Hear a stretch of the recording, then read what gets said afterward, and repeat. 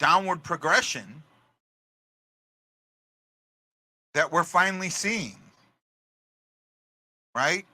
You want to, a lot of people go back and look. I talked when they talked to the last time I was on. I talked about Husso and how I thought he might be a top 10 goalie in the league right now. I brought that up, but when it mattered in the playoffs, Husso became a sieve. It was Bennington that came in, and Husso had his huge problem when he was here of giving up an early goal. Right? Now, if you want to really lay something out, go back and go back to that game where Bennington gets taken out. Okay? Hoffer comes in and he gives up a goal on the very first shot he faces. Now, let me be very fair. It was a hell of a shot from McKinnon. However, I think Bennington makes that stop. You have, and this is, unfortunately, when a goalie gets injured, that backup has no warm-up time. And this helped the Blues once that I can think of in the playoffs. Can anybody else think of a time where a backup goalie came in because a goalie got injured and it helped the Blues?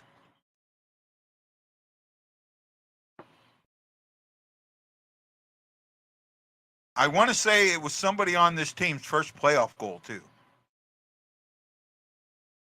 I could be wrong, but I think it was.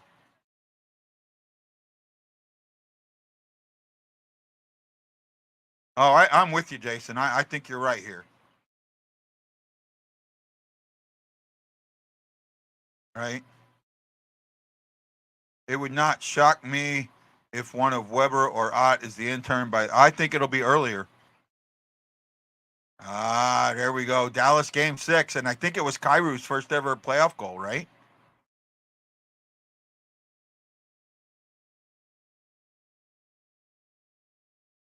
So okay, E, I know you played at a pretty good level. You played Division I hockey before your accident, right? And that's saying something, okay? And he played for Nebraska.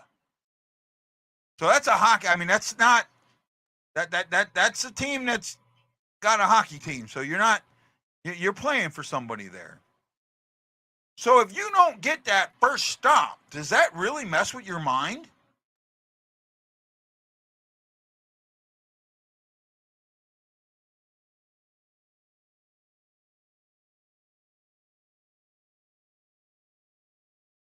Unfortunately, that very last goal was on Husso. That very last goal, the one that ended that series with like 0.2 seconds left, was on Husso. He should have absolutely had that. You should never let a shot like that go in. See, he's agreeing with me. You've got to make that first stop. Right? E, were you a starter or a backup?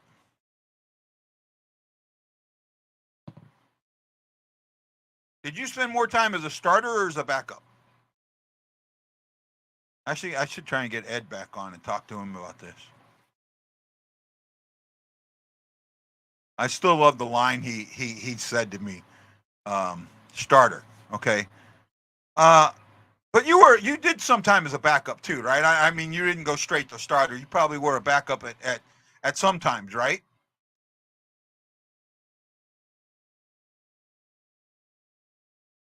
So let me ask this: when let's say it's a game you're not starting, and you're there, right? If you see the game going south, you can start preparing and getting ready, right? But let's say that a guy gets hurt. How do you prepare yourself for that to go into a game in that situation. While you're on that bench, do you treat it the same as you would a game that the starter was going down on? Ride the bike, move around, get loose, do things. I mean, what do you do to get yourself ready to go? So that's kind of my question there, right? I think when Husso was a backup, I mean, Husso had a big issue with allowing that first or second shot to go in, right? And that hurts.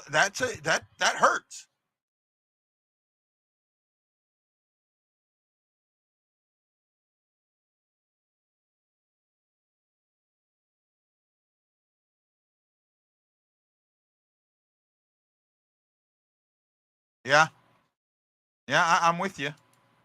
He says it doesn't matter. Okay, fair enough. Fair enough. It's just my thought process on it, guys. Right? Guys, enjoy the show today. Let's see. What does Mike says? You want to know what I think will be and whether or not the Blues bounce back this year, and it has zero to do with the actual play. What is it, Mike? What is it? I want to know. All right.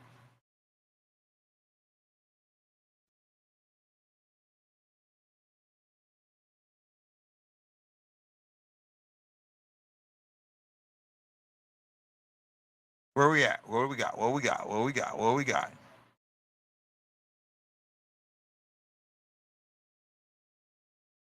Oh, I'm with you, Darkness.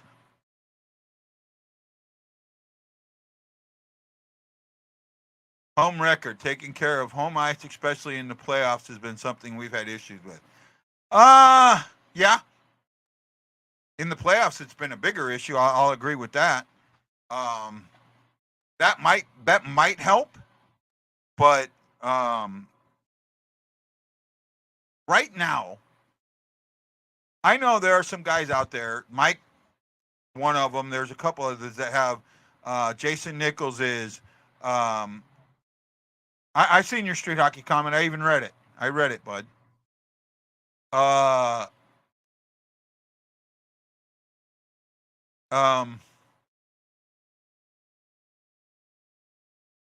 I know I read that. I know I put that up. I put it up. I know I did. I kind of lost. Now I lost my place. There are some guys out there that really think that this team has a chance to bounce back and get into the playoffs. I don't. I think that you have a fundamental core issue that's not been addressed. And you had an absolute amazing opportunity, a couple of opportunities to address this core issue, and haven't. If you don't address it, I did read it out loud. I know I did. Big thank you to Marilyn Lessner, J.M. Davis, Roland Spink, E. Guido, Craig Moss, Charles Jenkins, and Jason Nichols for putting that love in the air tonight. You have a fundamental problem that hasn't been addressed. You have to address that issue. It's got to be addressed sooner rather than later. And until they address it, I don't know. Right? I don't see this team. As long as Buddy Ryan is coaching this team, I don't see it doing anything. Right? I don't see it doing anything. Right? And that's the thing.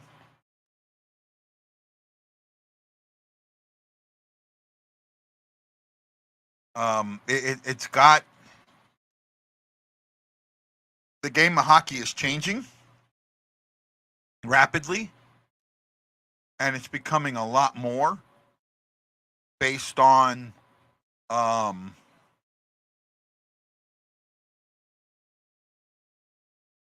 don't believe that either.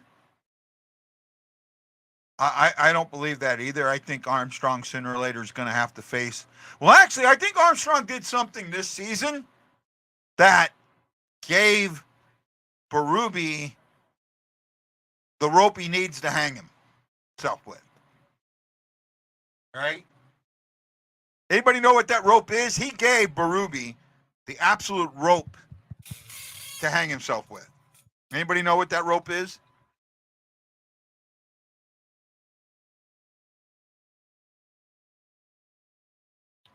Let's see. Come on, somebody's got to know before I end this monstrosity of a show.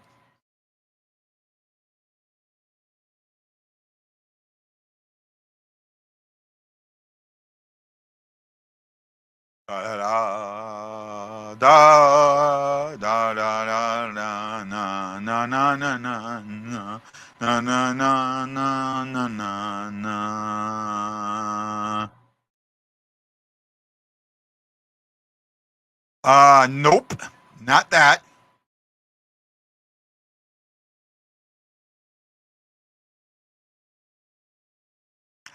E got it. Sonny D, that is the rope. Sonny D is Berube's guy. So there's no way Sonny D is not making this team.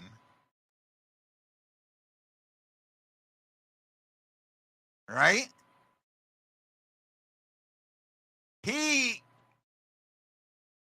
But if Sonny D doesn't change things around and you don't see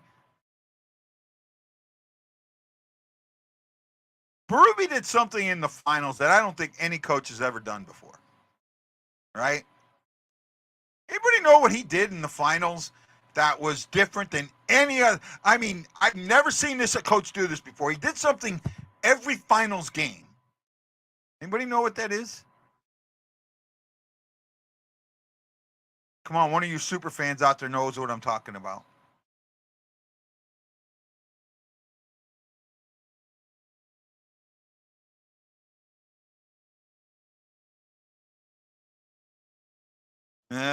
Close.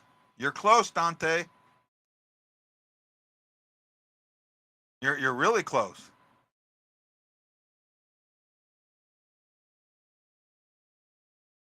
Fourth line started. Steen, Sundqvist, and I know it wasn't Maroon. Who was the other one? Can you think of who the other one was? Steen, Sundqvist, and I forget who the third one was.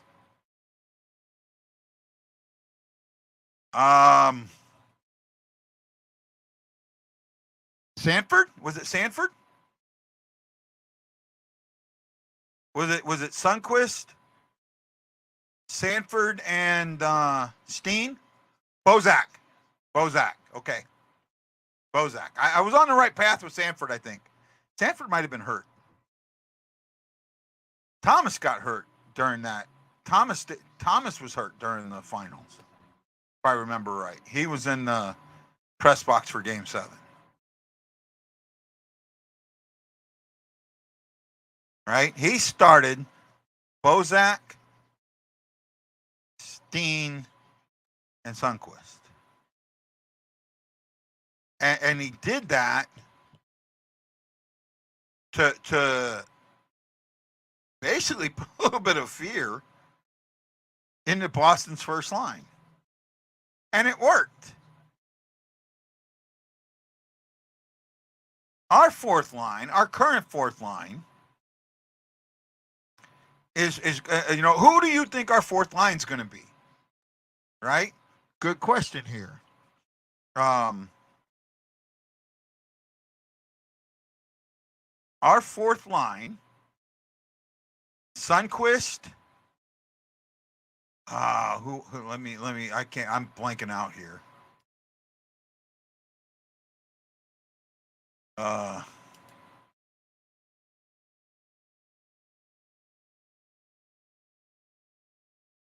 So you've got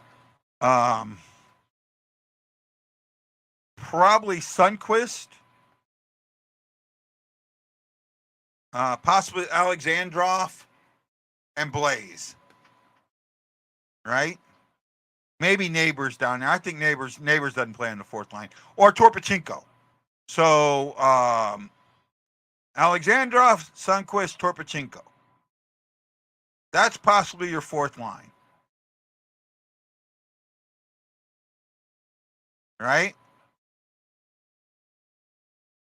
No, he won't. Kapanen will not. Kapanen will be a second or a third liner. Oh, Walker and McCachran, yeah. Do any of those guys that we just mentioned scare you?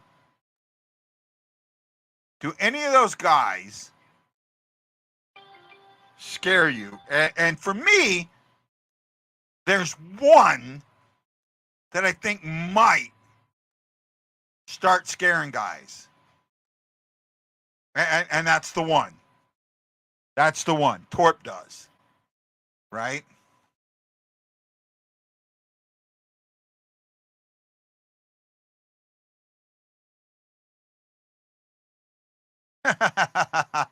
Funny. Jason says Ryan's not here, so I got to stir the pot. Benny's a good fourth liner. You see him deke players with the paddle.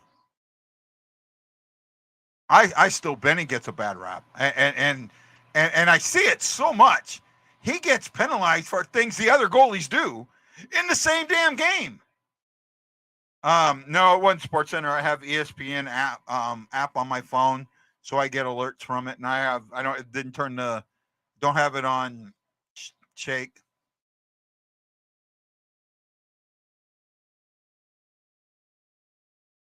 Oh, darkness.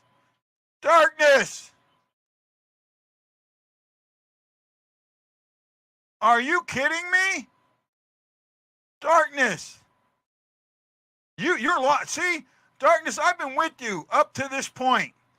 I've agreed with everything you said. Not this one. Torpachenko is a diamond in the rough. I absolutely believe that.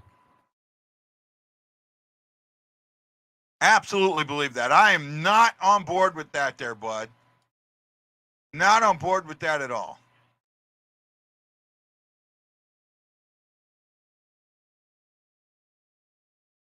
I'm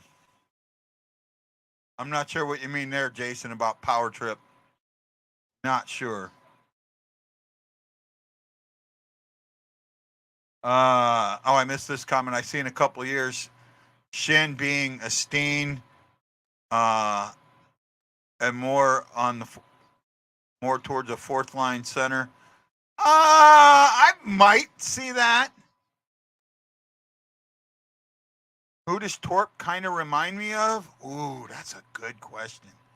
Current or former? I mean, current player or former older player?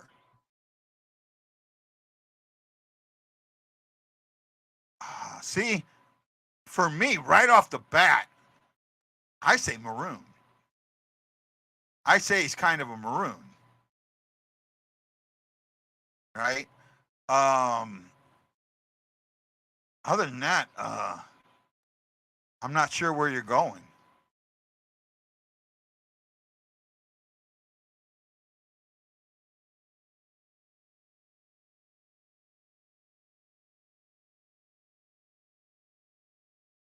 I'm not sure where you're going.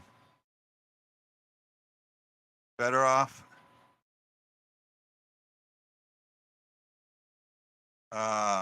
Faster, has lower. I agree with that.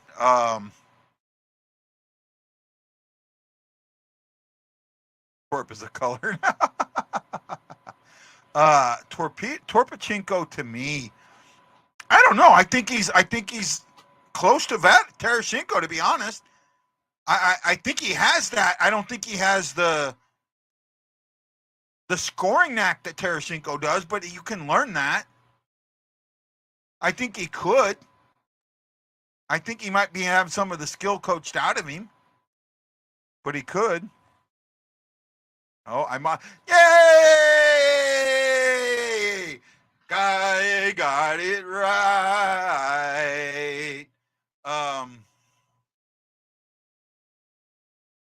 Where are we at? Oh, I got another one. Oh, Gloria Seeper! Gloria, thank you. Yeah, he's got to learn that scoring knack. I agree, Craig. I absolutely agree. A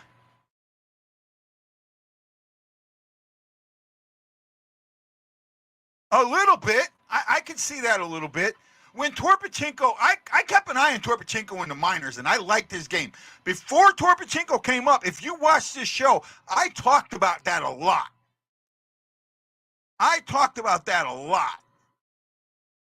Okay? I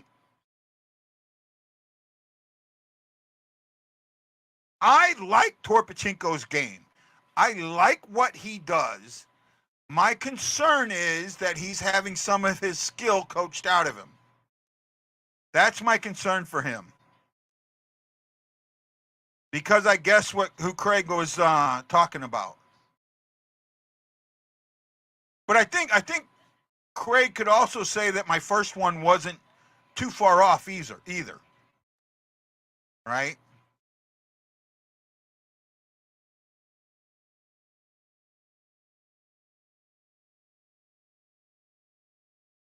I don't see that. He's got speed, but I don't think he's using it as much. Right? Craig says I'm right.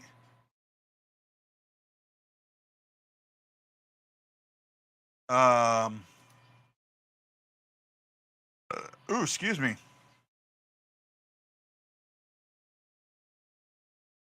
Much more than a 20. I will take a 20 goal scorer, dude.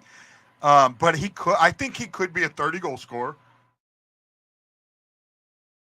Given the right opportunities, and I don't think he's had those opportunities. Right? If you want to know why, go back and think of some of the lines that the Blues have had in the past 3 to 5 years. All right, what's the best line? What's 2 or 3 of the best lines that we've had in, say, the last 5 years?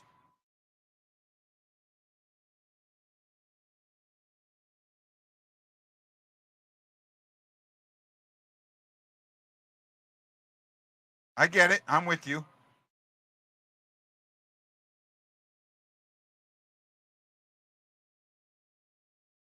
What kind of player will he become if he was in Detroit? I don't know. I think he could. Darkness says Bushnabis, Thomas, Tarasenko. Actually, that's a good line, but I think this line that I'm thinking of is better than that line.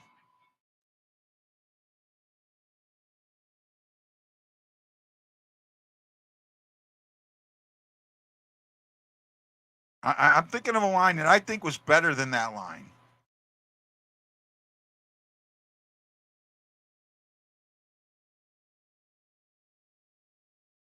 Come on, someone's got to get it. I will say this: you're not far off of the line I'm thinking of, Darkness. You're really close.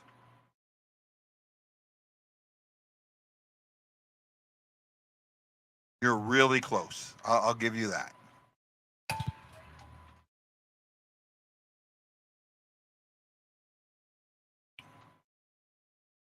I don't think they complement each other that well. I really don't.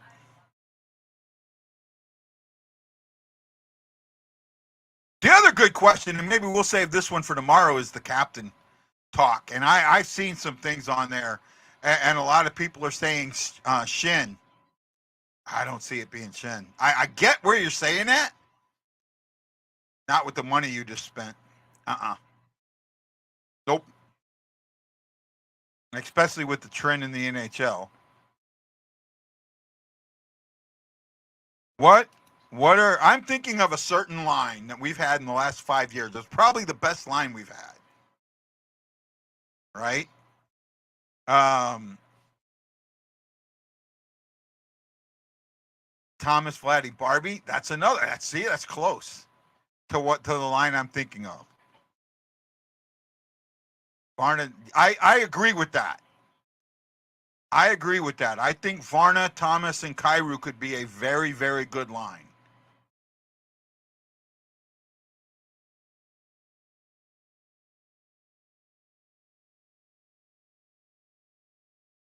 This line that I'm thinking of is for me proof that Berube's done. That Berube is destroying this team. Nope. I don't think they were ever on the line together. Don't think they were ever on the line together. He says Torpedo Tank, Barbie. I don't think they were on the line together.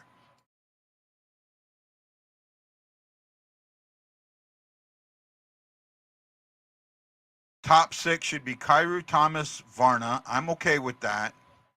Bushnevich, Hayes, Shin, Kaepernick.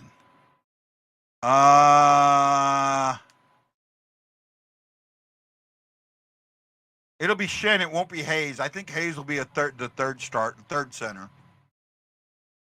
I think Kaepernick's more of a third line guy than a second line guy. Nope, not that one either. God, you guys are missing it. We had one line, and it wasn't together very long, but while it was together, it was electric and it clicked instantly. It had one bad game and was never together again. With all the opportunities to put this line together again, it wasn't put together, even though it absolutely needed to be.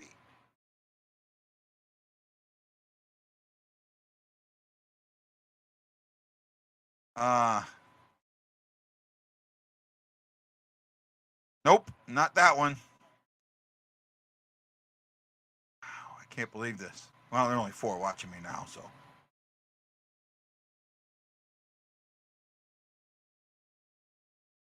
No. 2 of them are not.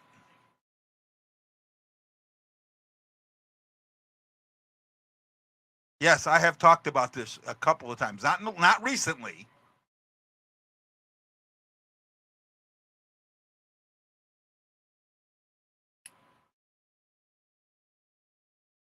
I had a special nickname for this line.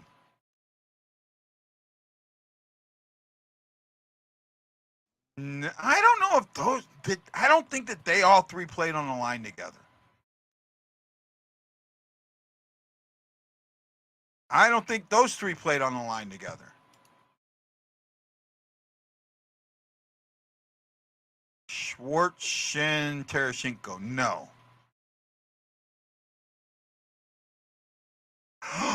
Oh, maybe. Maybe, Jason. Maybe.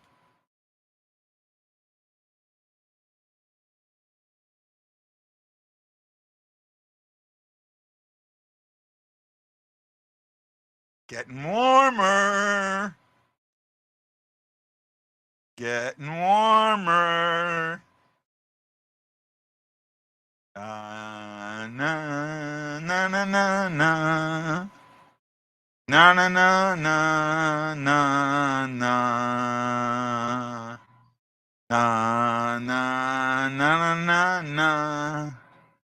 Na na na na na na. Come on.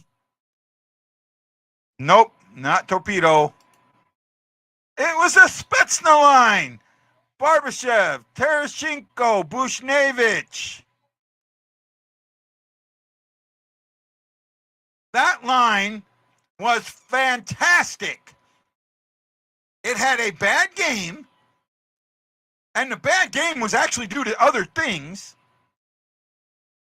And then he broke them up and never put them back together. That right there tells me everything I need to know about Berube. Right? The Spetsna line. That line, and not only that, when we got Bushnevich, I wrote about that. I called it that. I said that they should be together, and I got told they shouldn't. That Barbashev that was too much pressure to put on Barbashev. Barbashev centered that line beautifully. Right?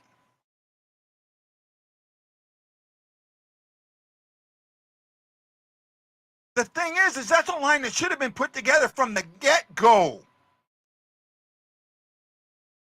From the get-go, it was so obvious. Right? Can someone else think of another line of 3 European players? And when I say Europe, I'm talking everything over there across the pond.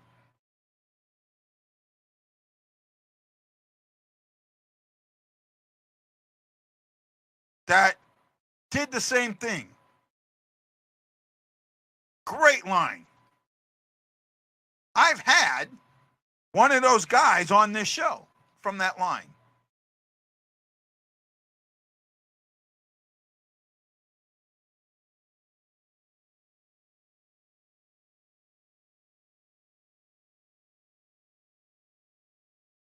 Come on, someone's got to know it before we call it a night. And another hour and a half show. God, you guys are making me feel good. I didn't think I'd do 30 minutes tonight. Come on. Have y'all left me? Do I need to end the show? What is another line that had 3 countrymen on it from Europe that just was? This is the reason why I knew, or why I felt, the Spetsnaz line would work so good.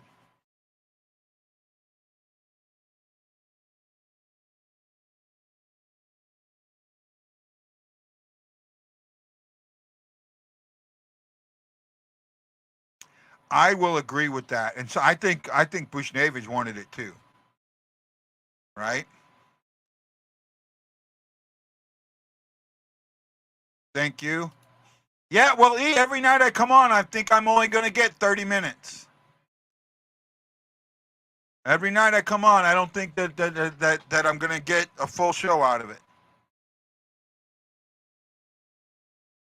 And most nights you guys pulled me through it, so thank you. The Slamin Slovak line,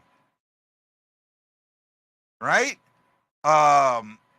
Michael Hanzus, Pavel Dimitra, and oh man, I just lost the third guy, Lubis Borteko. I had those 3 on here. That line worked so well because those guys could communicate so well, right? They knew what each other was going to do, and they just let them do it. That's what the Spetsnaz line was doing. They were an offensive powerhouse that needed just a little more time, and they would have exploded. Had one bad game, and that's it.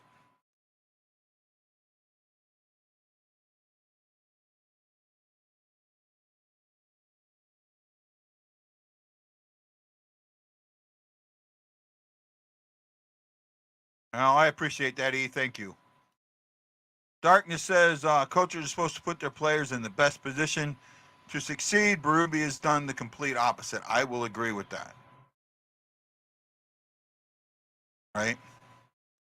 Well, guys, we're at the hour and a half mark, so I'm going to call it. Thank you so much for joining me tonight.